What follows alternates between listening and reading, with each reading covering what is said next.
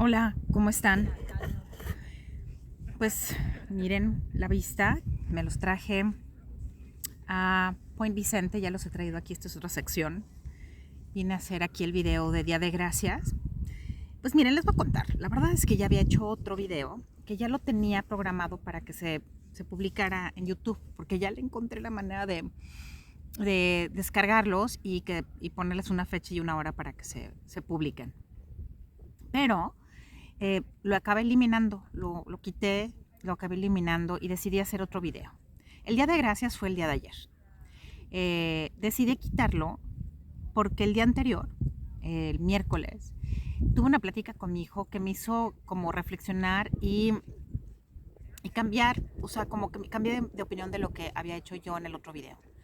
El miércoles me estaba yo dirigiendo a hacer un hike, ahora con lo del paro y todo esto. Y entonces iba bien, estoy contenta porque pues es lo que más me gusta hacer. Les digo que si yo pudiera trabajar de nada más hacer hiking, sería yo la más feliz del mundo. Eh, pero, pues bueno, traía otras cosas en mi cabeza y como que mi enfoque, la cuestión de la gratitud estaba en otro rollo. Y después de hablar con mi hijo, pues me di cuenta de que no era pues muy adecuada ni muy no venía el caso, ¿no? Para cómo están las cosas ahora.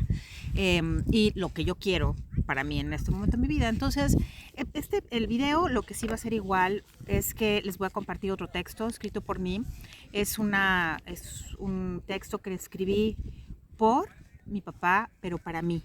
Fue después de un momento en el que estuve yo confrontada con el último año de vida de mi papá y lo que me tocó vivir con él y cómo yo decidí resignificar mi historia con él. Hay un par de videos que hice justamente hace creo que ya 2 años o más, que hablo justamente esto de resignificar la vida de mi padre y este texto habla de eso, de esos dos videos, digamos, que fueron extraídos de esto que yo escribo poco después de que mi papá fallece, y que fue algo que yo hice por él al haber sido confrontada con algo que llevaba esperando toda mi vida y que al final eh, pues no era lo que yo esperaba ni me sirvió para lo que yo quería que me sirviera.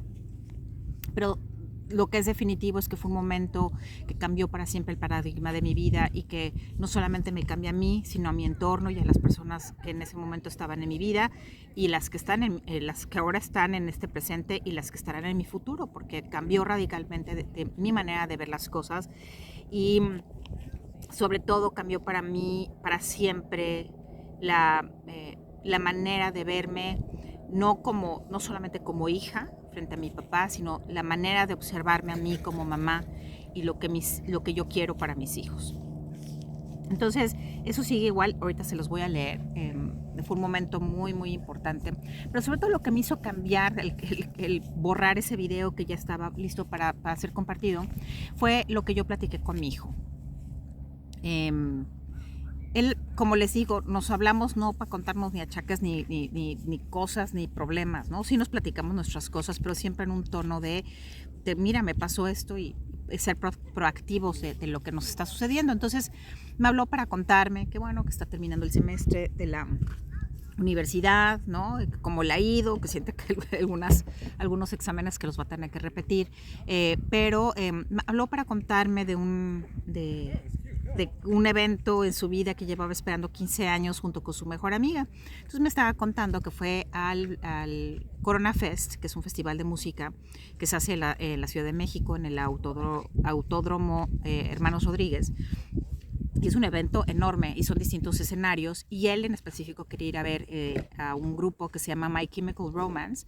Pues es rock. Yo tuve que, sí lo había yo, o sea, sabía yo del nombre, me sonaba, pero tuve que de plano buscar canciones para saber qué cantaban. Pues es rock, ¿no? Lo que sí es que tienen letras muy buenas. En fin, que él me decía que era así uno de sus sueños más grandes, porque mi hijo es rockero y le gustan los conciertos y tiene su colección de boletos a los conciertos que ha podido asistir, pero en especial le significaba muchísimo, y de verdad es que la manera como me lo contó fue... me hizo sentir tan bien, me hizo de estas veces que me da gusto por él, ¿no? Por verlo tan contento. Y entonces me contaba que él tiene más de 15 años de escuchar este grupo y que él fue el que le contagió el gusto por esta música a su mejor amiga. Y entonces le digo, hace 15 años, pero pues hace 15 años tenías 10, me dijo, sí, desde los 10 años. Y ella sí es fan de Hueso Colorado, de saberse nombres, fechas de nacimiento, los nombres de las abuelas, todo esto. Y entonces decía que pues bueno, que su música y las letras los acompañaron por muchas, por distintas etapas de su vida, ¿no? Desde momentos complicados en la escuela, los corazones rotos, ¿no? Y que durante todo este tiempo, cuando se ven, cuando se reúnen para verse, siempre escuchan a My Chemical Romance. Pero en el trayecto de estos últimos 15 años el grupo se desintegró, ¿no? Y entonces, bueno, para ellos fue como algo bien fuerte. Y de repente se hace este festival y anuncian que se reunieron para hacer un último tour o algo así y que iban a estar en México. Entonces, bueno, desde la aventura de conseguir boletos y llegar y estar ahí, ¿no? Entonces, cuando me lo está contando con este gozo y con eterna gratitud de tener esta posibilidad de vivir algo tan importante y significativo para él y con su mejor amiga. Entonces le decía yo, cuando me lo contaba, le daba yo las gracias, que me lo contara, que me hubiera hablado para contarme y que me lo contara como me lo estaba contando. Yo necesitaba volver a sentir eso, la emoción de algo así.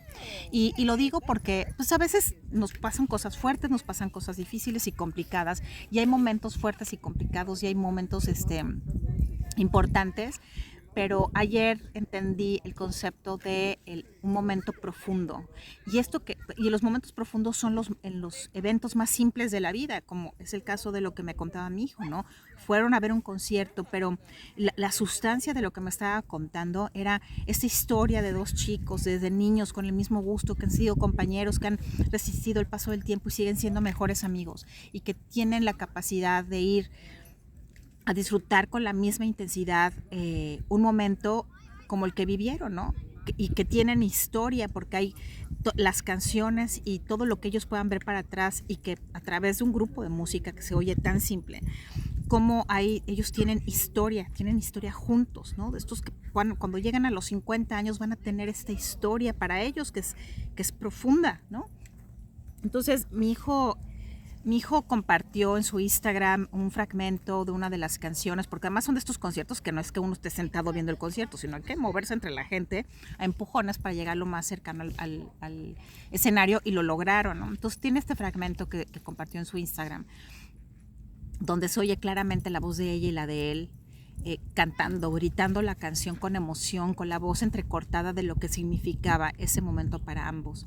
Y lo acompaña con otro video que él hizo, él tocando su guitarra eléctrica, haciendo una rendición a la canción y un cover de la canción que tanto significa para ellos. Y en el texto que acompaña esa publicación menciona: no sabía yo cómo presumirles de que pude cumplir uno de los sueños más grandes de mi vida y hacerlo en compañía de mi mejor amiga. Y entonces lo acompaña con una serie de pensamientos así en la imagen, donde dice: cuando te toca vivir uno de los momentos que van a ser más importantes en tu vida y con tu mejor amiga, o cuando tienes la oportunidad de gritar y cantar una canción aunque tengas roto el corazón, y así distintas cosas. Y a mí pues me conmovió a un grado, porque me da mucho gusto que él, tan joven, a los 26 años ya tiene, tenga la capacidad de vivir su vida con esa profundidad, está haciendo acto de presencia en su vida y lo está sintiendo, ¿no?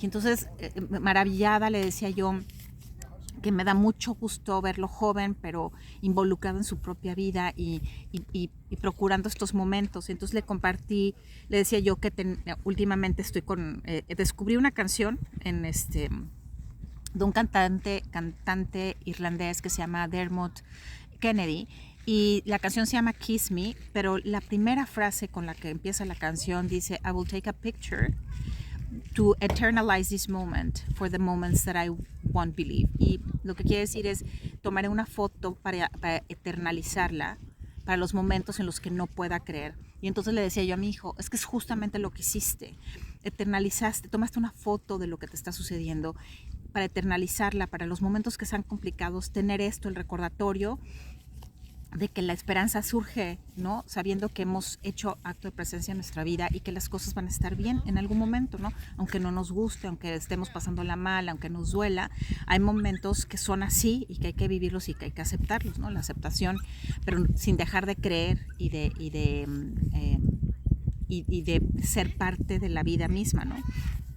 Entonces, pues para mí eso, este día de gracias es el sentimiento de profundidad más allá de la fuerza de un pensamiento, de un evento, de los momentos importantes. Le dije a mi hijo, me has regalado el momento en el que voy a procurar momentos profundos. Esos son los que voy a buscar en mi vida. Y para mí ha sido... fue una plática increíble y entonces pues me fui a hacer mi hike y me fui a subir a mis piedras y a mis montañas y estar en contemplación, viendo el mar a la distancia, sentada en una piedra. Y luego, miren, no sé cómo hacerle para que ustedes se dieran cuenta, porque en video no se va a notar. Pero yo tengo una piedra donde camino 1 hora y media para llegar ahí. Y me siento y la piedra tiene una vibración. O sea, te sientas y si te sientas así nada más, pues no lo sientes, pero si te quedas quieto un rato, la piedra tiene una vibración. Habrá gente que diga que estoy loca, pero se los prometo que se siente. Y para mí es eso, ¿no? Mi conexión, donde voy a hacer mi propia reflexión. Y ayer mi hijo me regaló esta reflexión profunda. Y entonces para mí es apostarle a estos momentos profundos y que en este texto que les quiero compartir justamente refleja eso, lo profundo de la situación, por penosa y dolorosa que sea, por injusta, por devastador en momentos, lo profundo de las cosas al final acaba siendo mucho más significativo que querer experimentar algo o estar experimentando algo fuerte, algo que nos mueva de otra manera. Cuando lo internalizamos profundamente, se convierte en parte de nuestra historia, de nuestro legado, y es lo que le decía yo a mi hijo, es que qué increíble, porque va a pasar el tiempo y tienes una gran amiga en ella y te acompaña y te entiende en lo que significa estas letras de estas canciones y de este grupo. Y además nos pasa, yo digo, yo no canto, no soy desafinada y nunca me acuerdo de una letra, pero tengo muy buena apreciación de la música, de lo que me gusta y me causa mucho sentimiento. Hay canciones que me encantan y las puedo oír una y otra vez. Y yo con mis hijos, en esta parte de nuestra historia, del 2004 al 2008, que fue cuando nuestra crisis personal estaba en su peor punto, teníamos algo en común, y era que cuando nos subíamos al coche para ir al súper, para ir a la escuela, para ir a hacer alguna cosa, tenemos un playlist que se fue construyendo a lo largo de esos 4 años. Y todas las canciones, yo les digo, es el soundtrack de nuestra vida. Todas las canciones representan algo y era el momento que, aunque estuviéramos mal en muchos sentidos, era un momento de conexión con ellos. No sabíamos las canciones, las cantábamos juntos. Un día le tocaba a uno poner música, el otro día le tocaba al otro, ¿no? Y yo luego les hacía canciones que les chocaban, cuando se tardaban para subirse al coche en la mañana, para llevarlos a la escuela, les ponían la canción que más les chocaba, y así estrenduosa, con el volumen a todo lo que daba, y así los llevaba yo a la escuela. Pero todos esos son construcciones de lo que son estas fotografías de estos momentos para eternalizarlos, y que nos ayudan a los momentos en los que nos cueste trabajo y que nos cueste trabajo sentir la esperanza de que todo va a estar bien. Entonces, también en este texto hay una canción que les pondré el link en la descripción, de algo que yo compartí con mi papá y que ha sido de los momentos más hermosos que yo tuve con él, que fue cuando yo tenía 17 años por ahí. Pero pues bueno, les quiero dejar esto como pensamiento, ¿no? De buscar la profundidad en los momentos, aunque no le estemos pasando bien, buscar lo que nos va a dejar para nosotros. Y no quiero caer en el optimismo tóxico de que todo tiene una lección y todo te está pasando por algo y que todo va a estar bien. A veces no, pues a veces no está bien las cosas, a veces tarda mucho, a veces nunca están bien en ese sentido, en ese evento en específico, y nada más uno acaba moviéndose en la vida y ya. Pero si buscamos que depende de nosotros, es la calidad de nuestros pensamientos, en eternalizar los momentos que valen la pena para cuando nos cueste, pues siempre valdrá la pena, creer que hay momentos que nos salvan de otros, ¿no? Y pues bueno, les voy a leer el texto. Perdonen si estoy moviendo mucho mis manos. Traigo, miren, mi costalito trae como pues adentro una arena o algo así. Entonces uno los agita, los costalitos estos, y se calienta. No sé, hace una reacción química o algo, no sé. Lo traigo en mis manos porque pues se ve el sol muy despejado y estoy aquí en la playa, pero está el frío calando. Pero bueno, sin más preámbulo, les voy a leer este texto que escribí poco después de la muerte de mi papá y que cambió para siempre mi vida. Gracias a esto que sucedió, todo cambió para mí. Pues les voy a leer. Y dice: historias cortas de una vida larga. Don Ernie, lo que tus manos me dijeron. Hola papá, ya llegué, estoy aquí. Hoy me toca quedarme contigo. Así saludé a mi padre al entrar a su recámara, que estaba muy iluminada y templada por el sol, que siempre entraba por el ventanal y la cual en las últimas semanas olía a manzana dulce y a loción Brut aftershave que a él le gusta usar. El sol siempre pegaba directamente en su cama y a cierta hora las motas del polvo se dejaban ver a contraluz volando por todo el cuarto y frente a él. Recuerdo que como un niño trataba de agarrarlas con la mano y luego se sorprendía de que se daba cuenta de que no había nada en ella. Ya lleva varios meses en cama y duerme prácticamente todo el día y casi no reconoce a nadie. Así que siempre al saludarlo le decía: soy Caro, y le tomaba sus manos para que tocara mi cara. Sus manos siempre me gustaron, largas, huesudas y muy expresivas. Siempre pensé que lo que no hablaba a través de las palabras lo hablaba con sus manos. Ese día no recuerdo ni siquiera la fecha, no es importante para mí. Al tomar sus manos y ponerlas en mi cara hizo algo que nunca había hecho. Con sus dedos recorrió mi frente, mis ojos, tocó mi pelo y mis labios, haciendo un gran esfuerzo, entreabrió sus ojos y me dijo: perdóname, sé que te lastimé, no estuve para ti. Me quedé helada, no me lo esperaba y solo atiné a decir: tranquilo, tranquilo, no hay nada que perdonar, estoy bien y sé que hiciste lo mejor que pudiste y estoy agradecida por eso. Ya, tranquilo. Volvió a cerrar sus ojos y ya no habló más. Blanquita, la cuidadora que lo acompañaba durante la semana, estaba ahí y al voltear a verla tenía los ojos llenos de lágrimas, con cara de sorpresa porque mi papá llevaba varios días casi sin abrir sus ojos y sin hacer sonido alguno. Yo me quedé ahí, junto a él, tomándole la mano y en silencio, y sin saber exactamente qué pensar o qué sentir, con un nudo en la garganta que empezaba a doler. Esto es algo que llevaba esperando toda mi vida escuchar, y ahora que sucedía no sabía qué hacer con todo esto. Siempre pensé que si mi padre reconocía lo que hizo, o mejor dicho, lo que no hizo, y que si alguna vez me pidiera perdón, algo en mí cambiaría y me liberaría por fin para dejar atrás mi pasado. Sobre todo, lo que más quería era dejar de pensar y sentir que todo fue injusto. Pero no fue así. Sus palabras en ese momento no me dieron la tranquilidad que tanto esperaba, y aunque no sucedió como yo lo imaginaba, ni sentí que me quitaba el peso de encima, pude entender algo que ha hecho de este momento el más poderoso de mi vida, porque entendí y abrí los ojos a que siempre se trató de mí y no de él. Palabras inesperadas y totalmente descartadas para mí, y sin embargo se convirtió en lo que me cambiaría para siempre, a tal grado que afectó mi entorno con todo y todos incluidos, los que han estado siempre, los que me acompañaron en esa época, los que ya no están y los que están en mi futuro. Desde ese momento no volví a ser la misma, porque nunca se trató de lo que hizo o no hizo, de estar o no estar, de hablar o no, era lo que yo hacía con todo eso.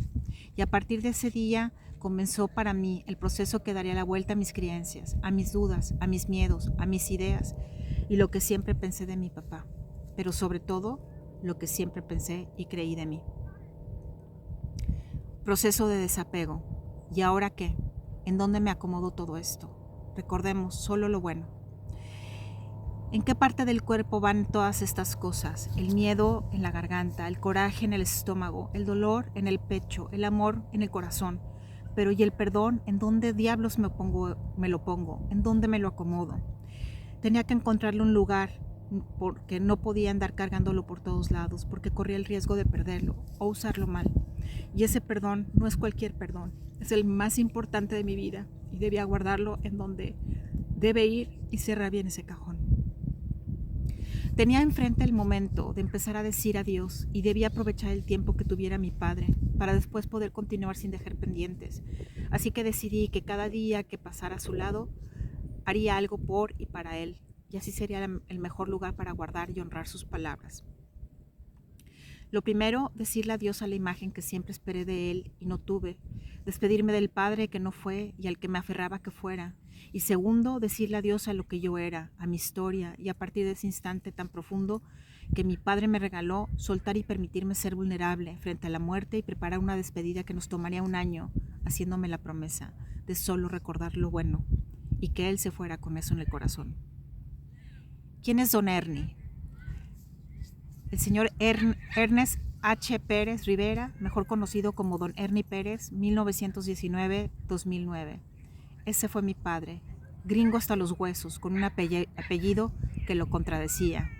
Hombre duro y lejano, con un pasado difícil que ni él pudo explicar, con una vida larga, muy larga de 90 años, donde cupieron una madre adolescente, un padre del que nunca habló, 13 hermanos, mucha pobreza, la Gran Depresión, la Segunda Guerra Mundial en la que luchó con historias de espías por haber pertenecido al servicio secreto. Más tarde dirigió una gran empresa, una esposa por tan solo 12 años, 5 hijos, 5 nietos, varias novias, amigos en cada esquina y al final una enfermedad que lo dejaría en cama el último año de su vida.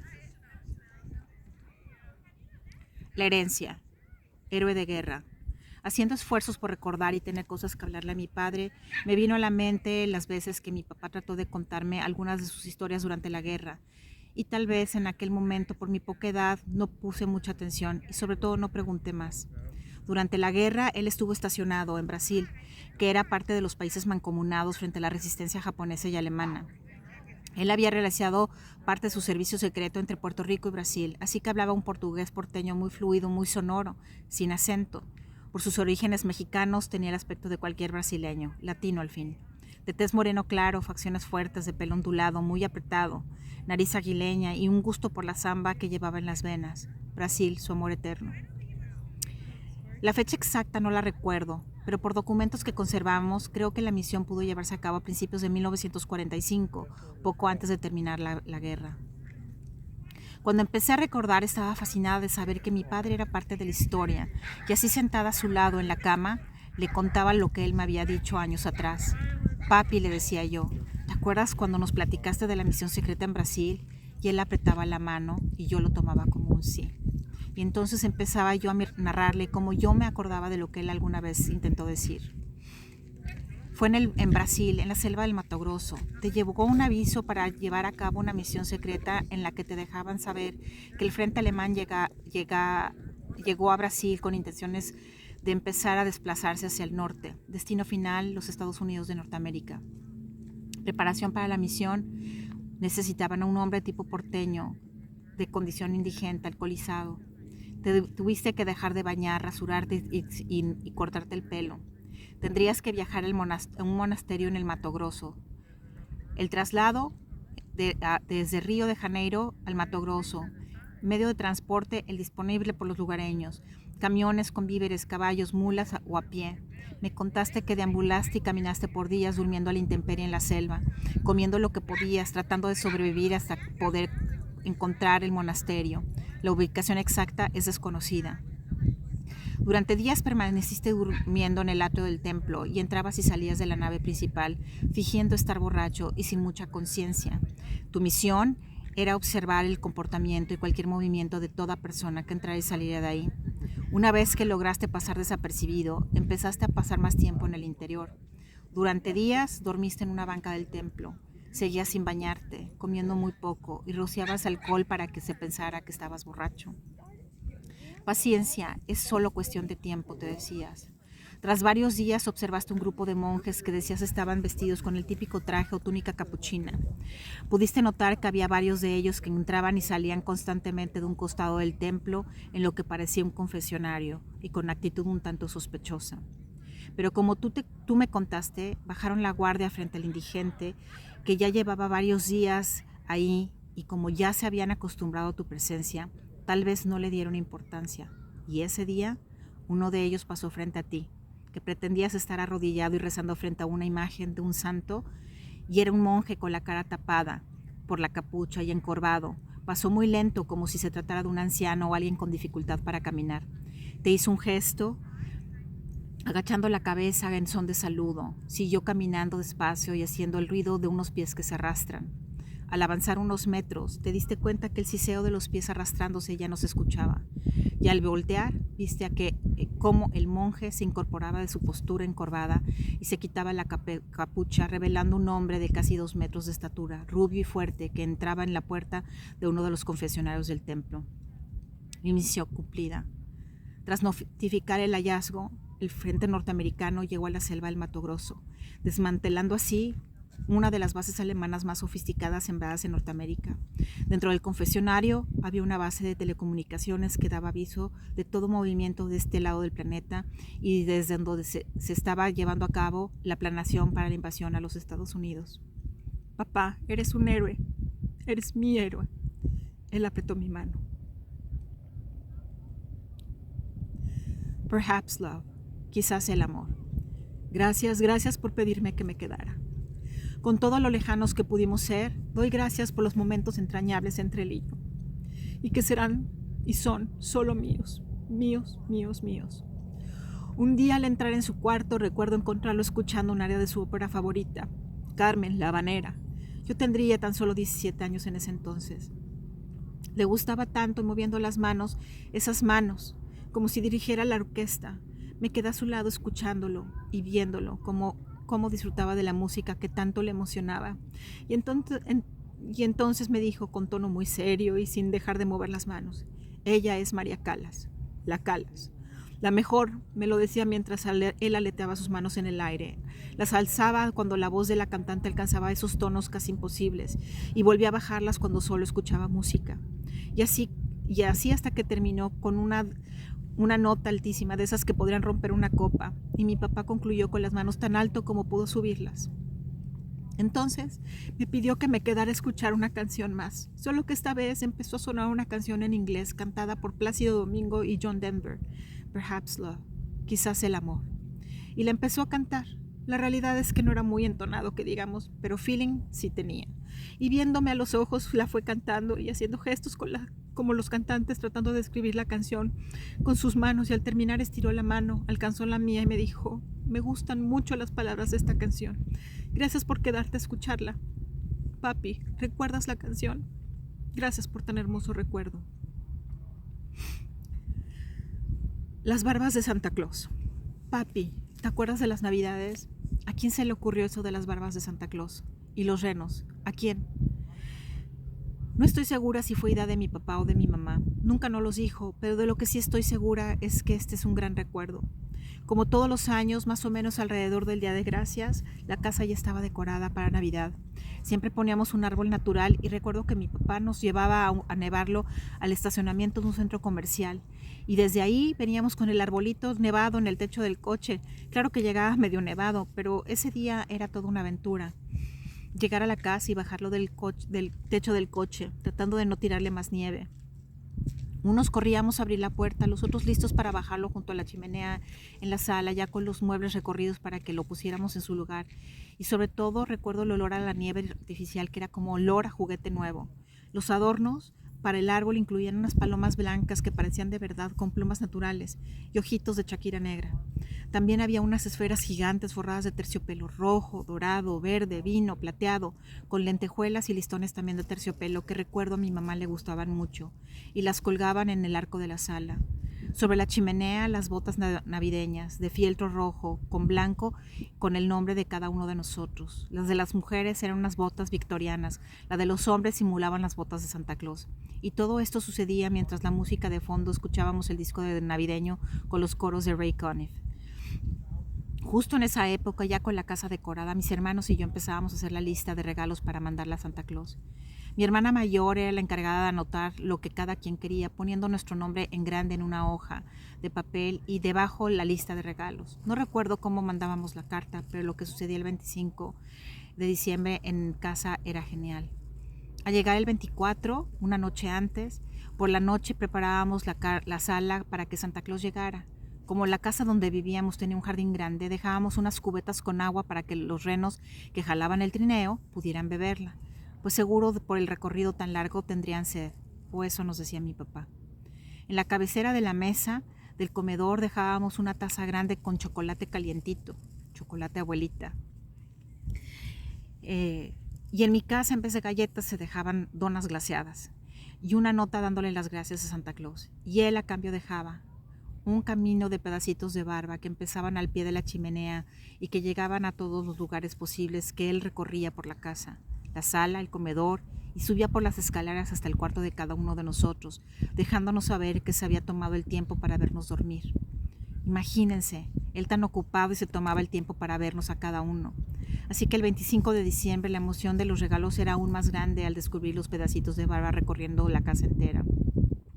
Y no se detenía ahí. Al bajar para abrir los regalos descubríamos que los pedacitos de barba llegaban al ventanal de la sala que daba al jardín. Y ahí descubríamos que el trineo efectivamente había aterrizado y había dejado sus marcas. 2 grandes rayas cruzaban a lo largo del jardín y llegaban hasta la tierra y habían arrancado el pasto, justo donde Santa Claus había estacionado su trineo. Y unas marcas semicirculares eran las marcas de los cascos de los renos que habían caminado hasta las cubetas con agua que habíamos dejado y que ya no quedaba ni una gota, se la había bebido toda. De niños, la Navidad siempre causa esta sensación en la panza de nerviosismo y de emoción, pero en mi casa tomaba otra dimensión, porque cuando les contaba a mis amigas de todo esto, me decían que en su casa no había pasado nada igual, aunque también tenían un jardín y una chimenea en su casa. Santa Claus no había tenido el tiempo de detenerse. En mi mente de niña pensaba que seguro Santa Claus nos quería tanto, que por eso se había tomado tanta molestia, y eso siempre me hizo sentir muy especial. Más tarde, cuando tuve yo a mis hijos, repetí la tradición. La ajusté a mi vida, ya que yo no tenía jardín ni chimenea. Pero sobre todo lo que traté de replicar fue la emoción de la noche anterior, sabiendo que el día siguiente mis hijos sabrían que Santa Claus habría tomado el tiempo para irlos a ver dormir y que a cambio dejaría los pedacitos de barba en agradecimiento por las donas y el chocolate caliente y el agua para sus renos que dejamos en el balcón. Gracias, papá, por este recuerdo de mi niñez. Pero tal vez la herencia más importante y cálida que tengo de mi padre es la celebración del Día de Gracias, algo muy gringo como mi papá, pero que deberíamos importar y hacerlo oficial en cada hogar mexicano o de donde sea uno. Agradecer, esa es la misión. Thanksgiving, demos gracias por última vez. Para mi papá no había día más importante del año que el Día de Gracias. Siempre lo esperaba con gran entusiasmo, sobre todo porque él preparaba el eggnog, receta secreta que él inventó poniendo en baño María todo lo que tenía en su cantina, y que para que tomara un sabor festivo le vaciaba rompope, y para rematar un poquito le ponía lo coronaba con un poquito de canela. Lo divertido era ir probando cada vez que le echaba algo nuevo, y una vez que quedaba dicha pócima se sentaba a esperar en la sala con su tarrito de eggnog frente al árbol de Navidad ya decorado, la chimenea encendida, botanita y escuchando su disco de Ray Conniff. Solo de vez en cuando se levantaba para preguntar si no hacía falta algo, mientras picaba aquí y allá de lo que había en la cocina, y mientras tanto todos apurados hacíamos una cosa y otra. A los 5 minutos volvía a entrar a la cocina con pasito tum tum, al ritmo del Rudolf, el de la nariz roja, con unos cacahuates en la mano y con claros efectos de la receta secreta. Y volvía a preguntar si hacía algo falta, y así varias veces, pues esa era su manera de decir: ya, por favor, vamos a comer.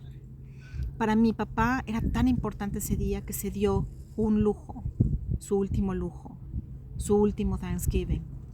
El de hace 13 años lo vivió en su cama, ya muy enfermo, muy débil, en compañía de sus hijos. Y al terminar el día, dejó pasar unos 15 minutos.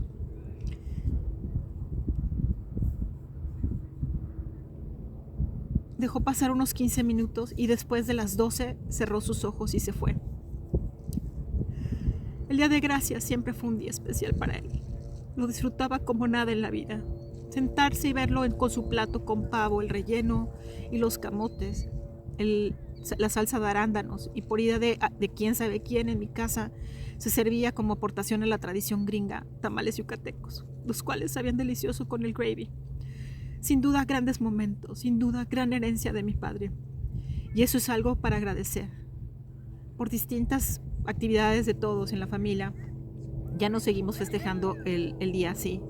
Después de todo, él ya no está para presionarnos y para prepararnos ECNO, pero a pesar de los sentimientos encontrados por lo significativo de la fecha, yo me quedo con los recuerdos maravillosos, la herencia grandiosa, la oportunidad de dar gracias con el pretexto del día y celebrar sobre todo la vida de mi padre, a la cual tuve por 40 y tantos años. Vito, te pienso y en mi corazón siempre te llevo. Gracias hasta donde estés y desde donde me ves. Te amo. Este es el texto que le escribí a mi papá. Y tal vez, y ojalá,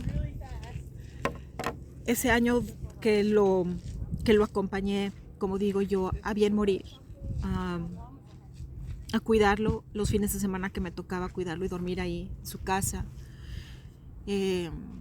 entrelazar mis manos en sus manos, estas manos huesudas que heredé, así eran las manos de mi papá, y dejarle saber lo profundo de lo que me regaló con esas palabras que no entendí, y que sobre todo le dejé saber el que las hayas dicho. Me regaló la posibilidad de cambiar mi relación con mis hijos, de darme cuenta que las cosas se hacen mientras hay el tiempo, no hay que esperarse a ver que la vida se nos va. Para mí ese año fue muy importante porque me permitió despedirme adecuadamente de mi papá, porque hubo cosas que, aunque él ya estaba muy enfermo y dormía la mayor parte del tiempo, pude decirle, agarrados de la mano, las cosas que me dolieron y que ojalá hubiéramos tenido más tiempo. Y él me apretaba la mano, estoy segura que él me escuchó todas las veces que le dije, esto me dolió, esto me lastimó. Así es que yo resignifico la vida de mi padre, ahora siendo yo la mejor mamá que puedo ser para mis hijos. Honro sus palabras, su disculpa la recibo con lo más profundo de mi corazón. Y me da gusto que cuando tenía yo todo esto fresco pude escribir este texto, porque es una manera de eternalizar los momentos para recordarnos los días en los que no podamos, los días que sintamos que no podemos continuar. Yo leo mis cosas porque me recuerda, tengo muy claras las cosas, o sea, la imagen de mi papá en su cama, que me acostaba yo de un ladito y le ponía yo su música, su ópera, que a mí siempre me hacía quedarme dormida, pero esta sensación de sus manos en mis manos y como, porque él tenía mucho esto él te agarraba la mano y como que le gustaba como sentirte, ¿no? Como palparte en su mano. Entonces yo empecé a hacer lo mismo por él, empecé a retribuirle con lo que él hizo por mí en un momento y que tal vez para mí no tenía ningún significado. Y pues bueno, la ironía de las cosas es que su día favorito, que es el Día de Acción de Gracias aquí en los Estados Unidos, fue el día que eligió para morir. O sea, lo vivió con todos sus hijos ahí a su lado. Yo estaba recostada en su cama y después de medianoche se fue tranquilo, se fue un suspiro y se fue. Y entonces para mis hermanos y para mí es un día de celebrar, es un día de dar gracias. Y lo hacemos porque para él eso significaba dar gracias, a pesar de su vida complicada y difíciles y de tantas pérdidas que él tuvo. Así es que nosotros damos gracias, lo extrañamos profundamente, pero yo he aprendido a extrañar con esto, con los buenos recuerdos. Tuvo una vida larga, vivió muchas cosas. Y aunque hoy o ayer es su aniversario luctuoso, siempre lo honramos recordándolo con alegría el día que decidió irse. Para mis hijos es lo mismo. Yo he procurado a través del ejemplo y platicándoles de su abuelo, que también lo entiendan así, que hay cosas que agradecer y con lo que les contaba al inicio del video de mi hijo, se lo dije, o sea, si hay algo que hay que agradecer en este momento es esto, que tienes historia, que estás haciendo acto de presencia en tu vida y que estás eternalizando los momentos importantes, los que te van a sacar de los momentos difíciles. Así es que yo con mi texto, con lo que les cuento de mi hijo, les deseo que tengan muchas cosas que agradecer, que vayan profundo y que hagan una buena colección de momentos profundos, importantes, para que nos salven de los momentos que nos complique, que sintamos complicados y que no sepamos qué hacer. Recurrir a estos momentos que son los que valen la pena, los momentos pequeños, un concierto como el de mi hijo, recordar estos regalos de la niñez que mi papá nos hizo a mis hermanos y a mí, sacar una fotografía y eternalizarla. Eso es mi deseo para todos y ojalá que el Día de Gracias lo adopten en donde estén. Escojan un día, si quieren el mismo día que es el último jueves del mes de noviembre, como es aquí en los Estados Unidos, pero si no, un día del año, hacer una celebración de dar gracias, porque creo que hay más cosas que hay que agradecer que las que no. En fin, yo, miren, pues vine a hacer aquí de nuevo mi video, a como replantear la reflexión de lo que significa hacer y dar gracias. Y le agradezco a mi hijo José María, por este momento, al hablarme, por hacerme entender que el momento profundo es aquel que te deja con historia, que te conmueve, que tienes a alguien con quien compartirlo. Y le agradezco profundamente eso a mi hijo, en su sabiduría de un joven.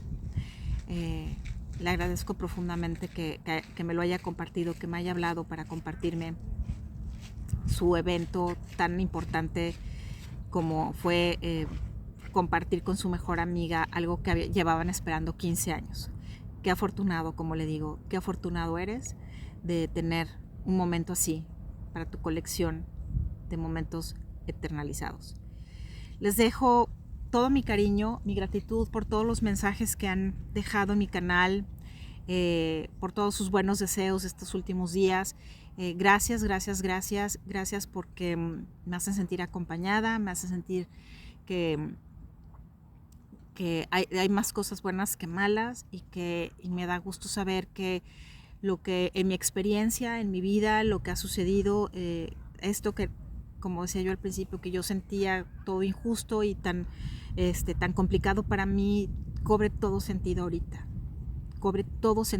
Entonces se los regalo con el corazón, les deseo que tengan muchas cosas que agradecer en su vida y que estas cosas que les comparto siga siendo un punto de encuentro y que podamos seguir compartiendo. Se acerca el fin del año, hagamos la reflexión de nuestros momentos profundos y tengámoslos a la mano para cuando se ofrezcan. Gracias de nuevo. Les dejo mi carta de despedida a mi padre y espero que la disfruten. Muchas gracias.